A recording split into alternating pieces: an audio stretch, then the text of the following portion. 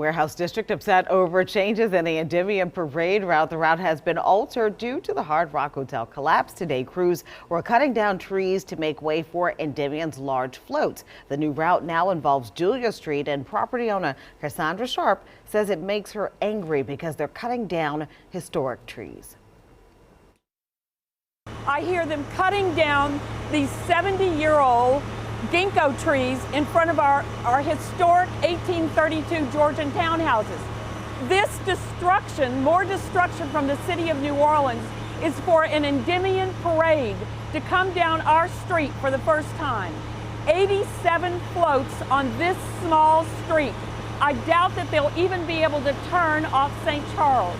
But this is madness. Endymion not the only parade route facing changes. Zulu's route has also been altered this year because of safety concerns.